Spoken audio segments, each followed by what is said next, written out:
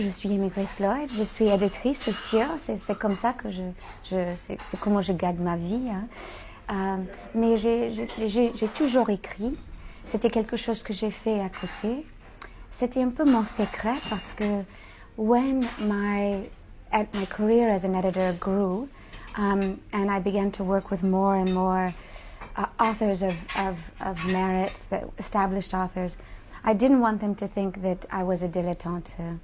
I only focused on their work. I put their work first because I take very seriously the job of editor. And I think as it's devalued, along with the industry being devalued, because there's so many changes in the publishing industry now, I think I take it even more seriously. Les maisons d'édition aux États-Unis, ils sont beaucoup changés, elles sont beaucoup changées. Il y a des éditeurs qui perdent leur boulot, leur salaire, tout ça, c'est vraiment une crise. Et les magazines qui ont publié les nouvelles, ça a beaucoup arrêté là. But writing for me was a way of, I think, being in life more deeply. I never knew whether I would be published or not. There were times I cared about that, but as I got older, I cared less about it, and I cared more about the process. And it will sound a little idealistic, but when you're writing or when you're thinking about writing, you look at the world a little differently. You look a little more deeply. You look at texture. You look at details. You think, how might I express that? And it can be a form of meditation a little bit. It can also be a form of slowing down time. When you're writing, especially if it's going well, si ça va bien, it can be, you really aren't aware of other things around you. So as an editor, especially at Playboy, but even at the New Yorker or the New York Review of Books or Norton, where I worked before Playboy, your life is very charged, it's very busy, work long hours. You're in the business of persuading people, come write for me, and persuading them to let you edit their work, to make changes. And not many writers are comfortable. Some aren't. There's a range right there about how comfortable they are with someone inside their prose. But the writing, and certainly with this book, was really a refuge and a foil or a contrast to my life as an editor in New York, which, as we all know, is a city that goes so quickly. It was really a refuge to write and to think about stories and voices that were different, whose lives were different than my own, that had certain things that we shared in common, but the contours of their lives. For example, Celia dans Le Bruit des autres, elle ne travaille pas, sauf comme propriétaire de bâtiment. Mais ça, c'est autre chose qu'aller au bureau et à Playboy. C'était que des hommes, éditeurs, là, et moi, éditrice, une femme. C'était quelque chose de très différent que la vie de Celia.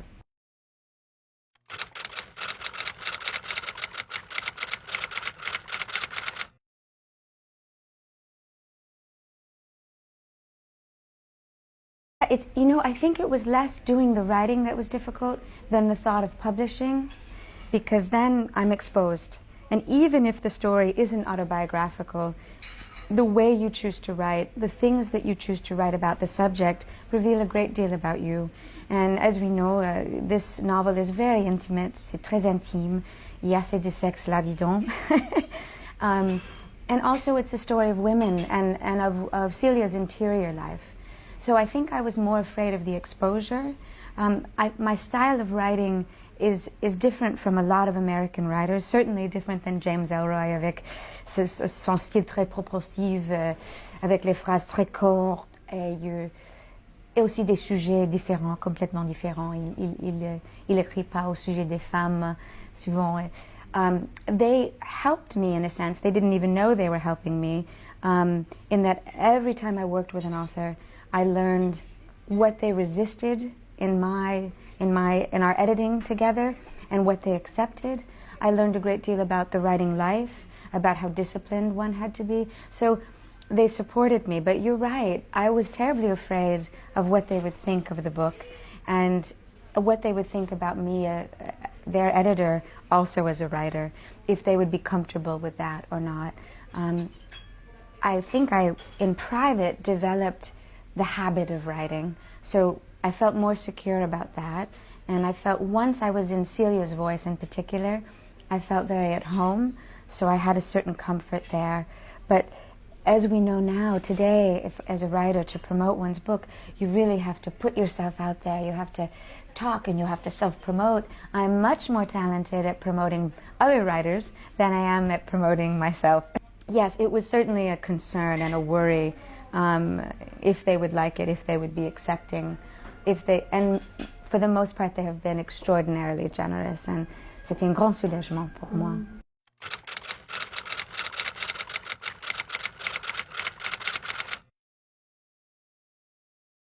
Yeah, it's interesting. I would say Duras is a good example because of that marriage of style and subject, and how she creates such an atmosphere of sensuality and urgency. So I think I was certainly thinking of her. Grace Paley is interesting because her work, she's a very American writer, but she's also she brings the world of immigrants because she's Jewish, Eastern. She comes from, her family is Eastern European, comes Russian also. She comes from another part of the world, but very New Yorker in a way. But I must say James Salter, an American writer who writes with great sensuality, even when he's writing about the countryside or a meal. The words are so rich with sensuality, comme la nourriture, hein? Dans la bouche, c'est extraordinaire. Je l'admire tellement. And of course, because I studied here, I was a student. I studied a little bit à la Sorbonne. J'avais une petite amie ici qui était un bon professeur de français pour moi.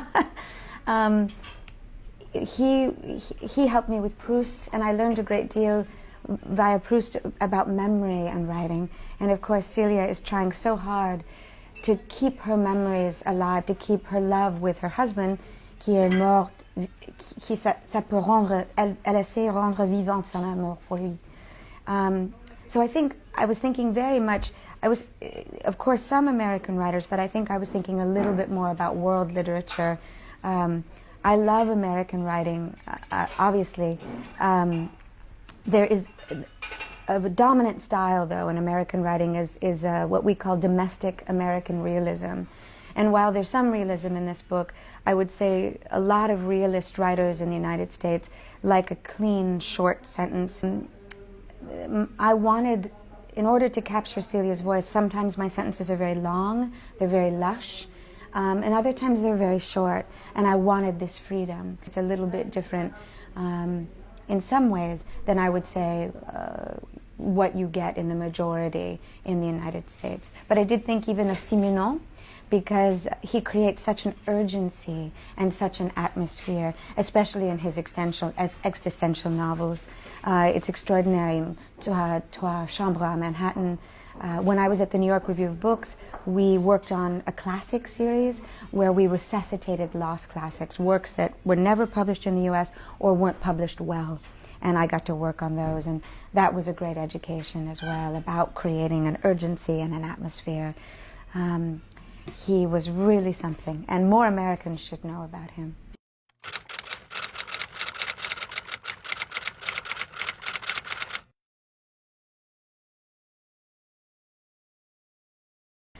I wasn't exactly conscious of it, but it's quite clear to me now that working at Playboy and being surrounded by all these young women's bodies avec ces gros seins, those women didn't work in our offices in New York. We really were dedicated in New York to the editorial work, and it was a very serious editorial staff. But I think because I'm now in my 40s, I wanted very much to tell a story where older women, as they aged, were still sexual, were still engaged with sensuality, were interesting for their complexity, were interested in each other ultimately for their complexity. Because even though it's a story of men and women, the great climax of the novel, in a way, is about two women who help each other heal and use even a sensual method. I don't want to give too much away, in order to help one another heal. And in that moment, while Celia uses the memory of the tenderness she had with her husband to help her, it really is about these two women, and not very young women, and yet it's still charged, and I hope still has a heat to it that we might associate with young love. So that interested me, and I love the way Duras says, you know, with the face, I find your face more beautiful because it's ravaged, because it's older. And I think I would love to relieve women of this burden that we have to always be young, and that there's so many demands of us in terms of what's required. J'adore les hommes, c'est sûr, hein, je les adore, mais parfois des femmes, ça peut être très difficile, trop des fois, je trouve.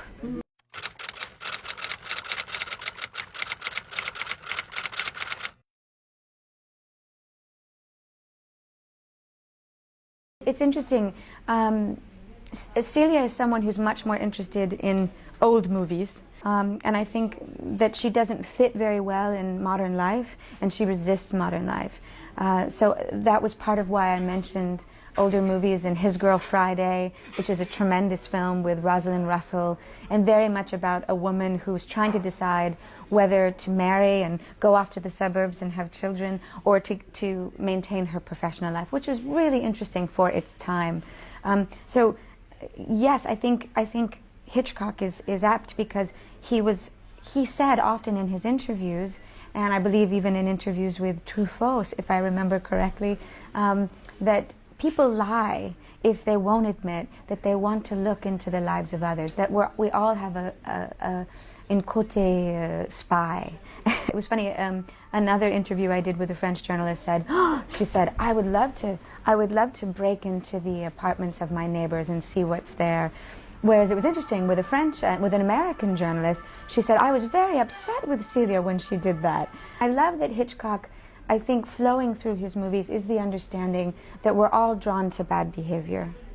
You know, in Rear Window, which it's true, I don't mention it, I do love Jimmy Stewart, but he can't help but look. And ultimately, that turns out to be a great thing, because he helps solve a murder, he helps put the world right in terms of a horrible crime, the murder of a woman. But I think Celia is someone who's trying so hard to control herself. She says, I'm going to keep the contours of my life just so. But her longing, her nostalgia, her desire to connect with others, ultimately she can't control, and she has to connect. And it's just a desire to touch and be touched, and to be in the world, even though she'd very much like to be in the past.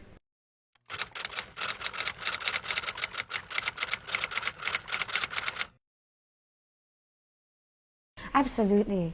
And I think, and I'm sure this is partly true in Paris, we live very close together. The walls are tremendously thin. We hear one another through the walls. We hear each other moving. And I think the things we know and we can't know of each other begin to feel part of this building. The secrets, are they the secrets of a person, or are they secrets of a collective that animate the building? I've lived in many different buildings in New York City, none of them very good, sort of bad buildings, because if you work as an editor, you don't make a lot of money. So you can't afford the best apartments in New York. And the rhythms of that building, people coming, people going, the noises of the street, they're all tremendously associated with that context and that setting. And just depending on where it is, depending again on the particulars of that building, it shapes the feeling and texture of your days and your relationships to others. So yes, I think so. I think we both can be trapped and set free by the building, depending.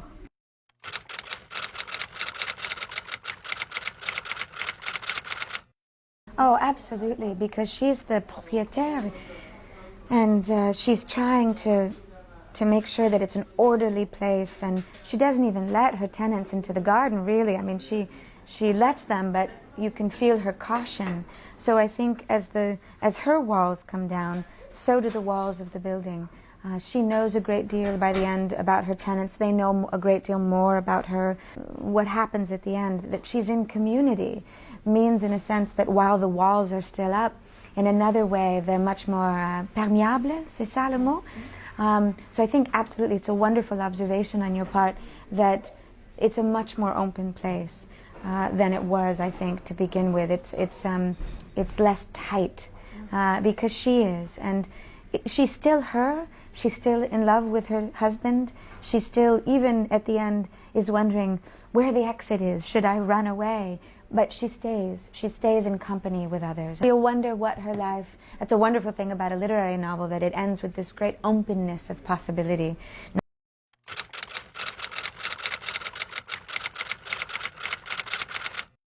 And it invites a lot of subjectivity, because some people really like her and some people really don't. And I noticed in the United States that we were worried that she wasn't likable enough, because there's a desire people have to really identify with the heroine, and she's challenging in that regard. What I hoped one would do, because she's an unreliable narrator, she lies somewhat to herself. And the reader, I think, begins to see that she's not completely trustworthy in what she says. She seems very formal, she seems very on top of things, but we begin to see the ways in which her longing and her desire pierce her stated standards or her stated rules. And I try to do this very slowly, so that when she really lets go, it's believable. When she starts breaking into the apartment of her tenants, in her mind she's doing it in order to gain better control of her building and therefore of her life. And it isn't necessarily laudable, but hopefully it's understandable from her point of view and from a human point of view. And I hope, even if some people are shocked by that, there's a certain empathy, and maybe they understand that there's a secret desire to pierce the surfaces of others and their lives and see what their world is really like. So she is tremendously complex in that way. This idea that we try very hard to control ourselves and we often fail. That tension between good and bad behavior, it is a very fine line.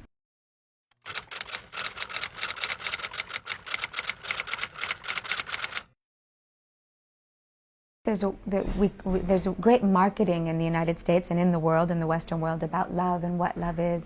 But I think we don't often recognize enough also the destruction that comes with that, and the loss that comes with that, and that it's survivable.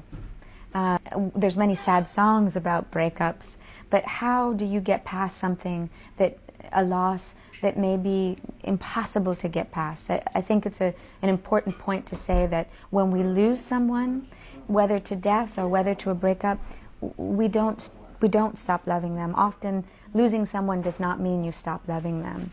And I wanted very much to underscore that, and for that to be okay. I think there's sometimes a great emphasis in Western culture to hurry up and to move on. I know Celia says at the beginning, and this was one of the things that drew me to her voice and to her character, this quality of resignation. She says, American life requires that we marry, divorce, marry again, move quickly, move on. She says, not me, I refuse. And hope as well. I think it's not a small thing when your lover falls in love with someone else. And the way that she copes, and they both cope with it in ways that are a little bit self-destructive. And I wanted also to get at that. Why do they use violence as a kind of anesthesia? And I wanted to companion women and people whose lives have not gone as planned.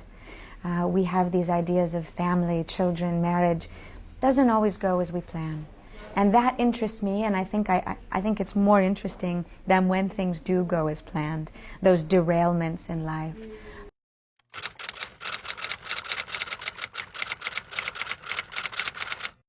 I wanted to say that it's truly all relative. These big events, whether it's war or what happened on 9/11, we sometimes privilege those events over the losses that we have. For example, in Celia's case, her husband who dies of cancer, for her this is an enormous loss. It didn't happen that day, that dramatic day that changed history, but it's just as real and it's just as important, and it burns just as brightly in her. And I think I mentioned Hanky's Sorrow Beyond Dreams, which is a beautiful book that was published with the New York Review of Books Classic Series. And I found it very curious that a reviewer reviewed that book. It was about the suicide of Hanky's mother, who was involved as a young woman in Hitler Youth. And she kills herself later in life, and he's trying to plunge into the mystery of this suicide.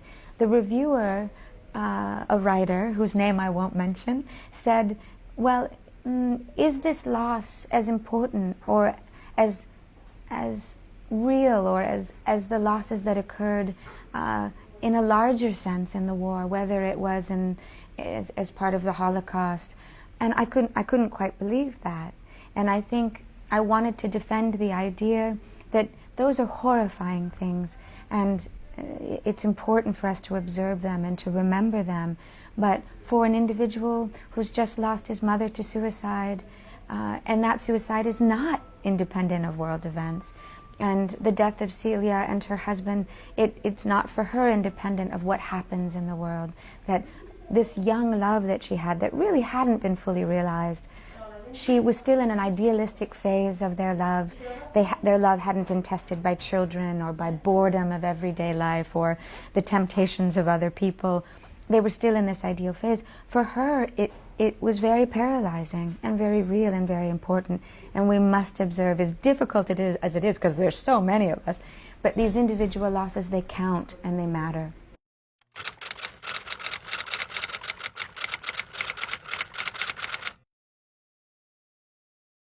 It's interesting.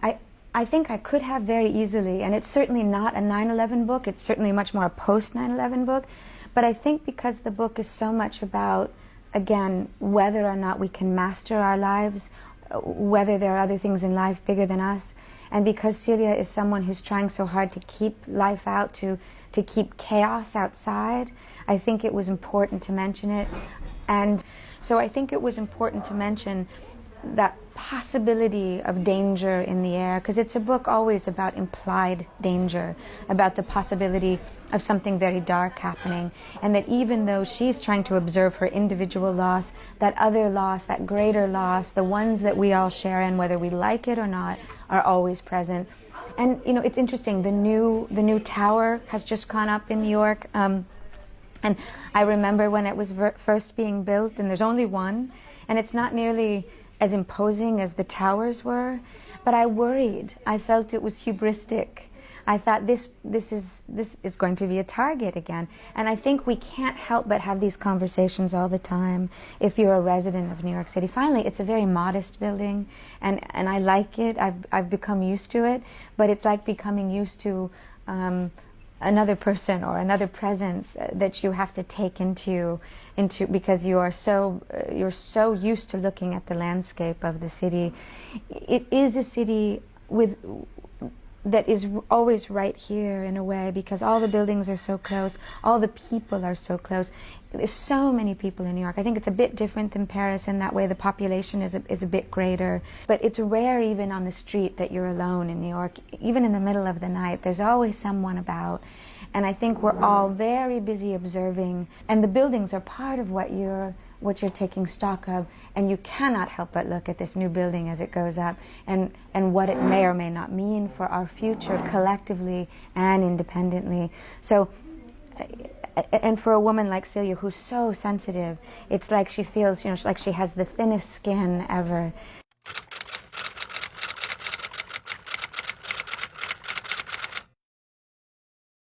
Absolutely.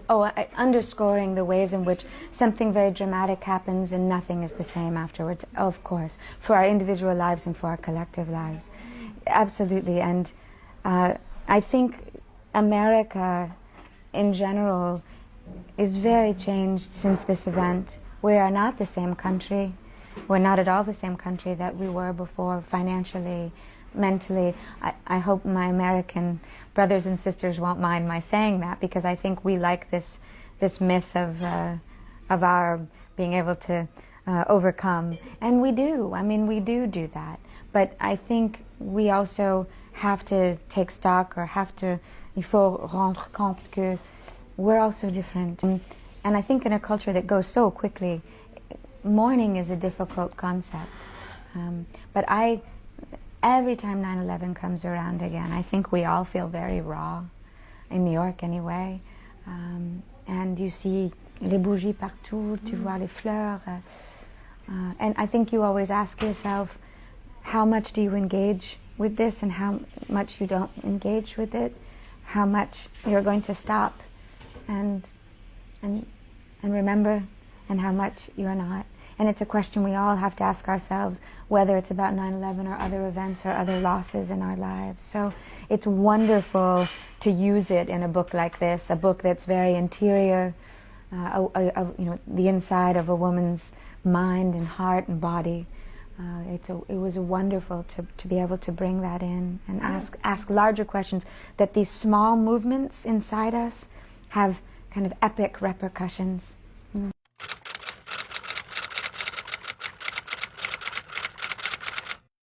I think the ways in which we have to recognize that and we have to value it, and the ways in which we also have to value the desire to move and to connect. And Celia's trying very hard not to connect except on her own terms. And that desire to suppress that finally allows her to move on. But I love the fact that she is rebellious in not wanting to move on, because I think it's a contrast to pop psychology, to all the things we're asked to do in order to be responsible adults. And I think we lie to ourselves about how important the past is and how it figures into our days. Everyone says, live in the moment, live in the moment. Well, I don't think many of us really do. Even with your lovers and your new partners, and you divorce and you marry again, we are surrounded by ghosts. And the question of how we carry them is very important. Jonathan Lethem wrote a beautiful short story, very funny, about a man and woman in bed, and they have all their old lovers on their backs. And it's simply true.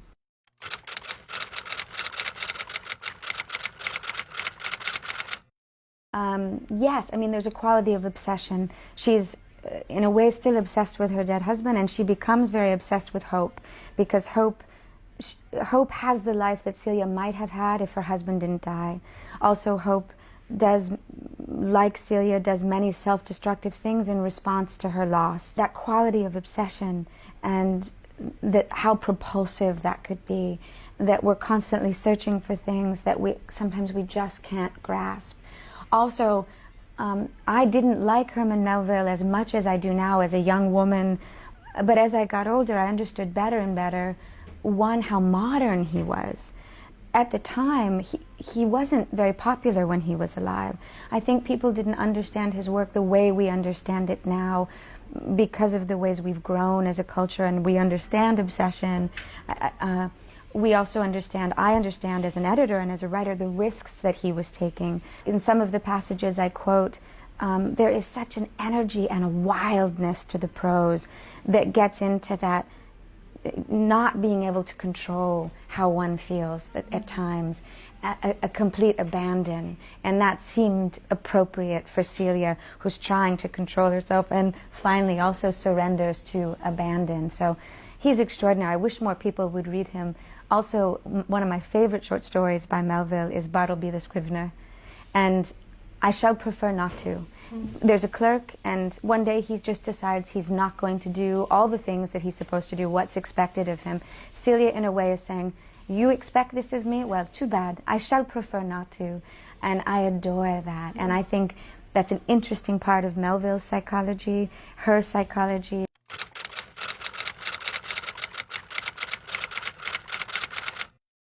Absolutely, it's exactly that. That I wanted it to be about the ways in which sensuality and sexuality can open us up, can be healing. Also, the ways in which we touch each other, that it's about that person and what that person is feeling, and not simply about friction. And it has very little to do, say, with the way women are, the way lots of times we're imaged, the way that we see our images in magazines, Playboy, of course, and other places. I wanted Celia to feel as though when she approaches Hope in the way that she does, that she sees her as a whole person, and that in a way she opens her. Celia remembers the tenderness, as I said earlier, with her husband. She remembers it, she evokes it, and she shares it with someone else, and really seeing all that Hope is, including her pain. It isn't simply a sex act it's a shame, and I'm not the first person who said this. I think Welbeck has said this, of course, also. We're imitating pornography a lot of time when we make love, because pornography has become so dominant. I wanted a different kind of lovemaking to be featured here, even though there's lots of violence in the lovemaking here as well, and there's some brutality. But the climactic scene of the book, and forgive me, I don't mean to make a pun, but it is not about pornography. It is not about the ways in which we sometimes feature sex in our heads. It's a different sort of eroticism that is about two women and their experiences. That I hope is very much about their characters as well, but hopefully is still sexy. And I hope I achieved that. I had that scene. Celia's voice is how I began the book. Celia's voice is what helped me to keep writing, even though I had a very full professional life. Celia's voice got me through, but I also wondered if I could achieve that scene, and it would be believable, tender, healing possibly, but also sensual and alive. Yeah.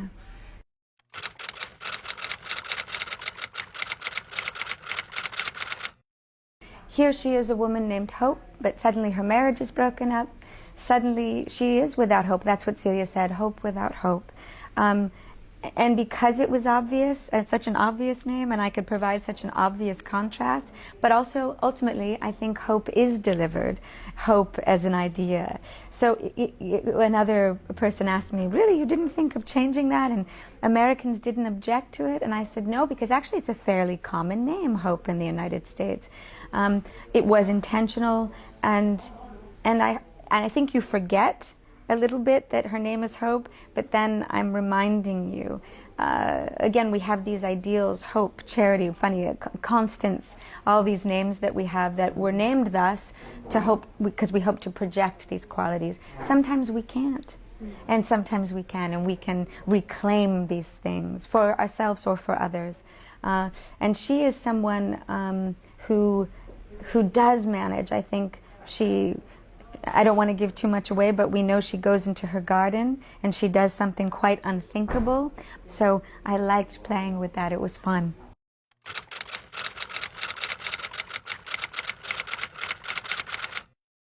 Oh, definitely. I mean, I loved the fact that she was someone she's an only child. She had a very extroverted, fairly dramatic mother, who I think she always felt like she was looking at from outside, wondering if her mother was seeing her the way she was seeing her mother. I think she it began there as a young girl. But yes, it allowed me to go that much deeper, because she is someone who holds herself apart. I could also notice very deeply. I could also observe very deeply.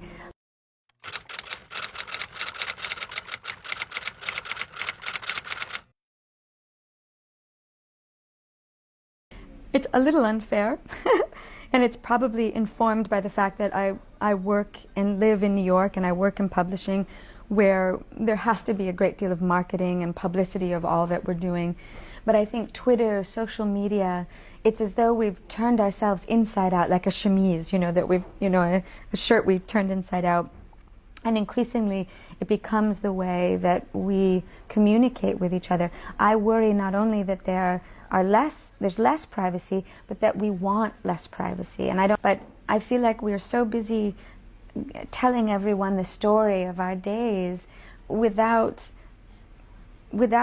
thoughtful engagement with what that really is.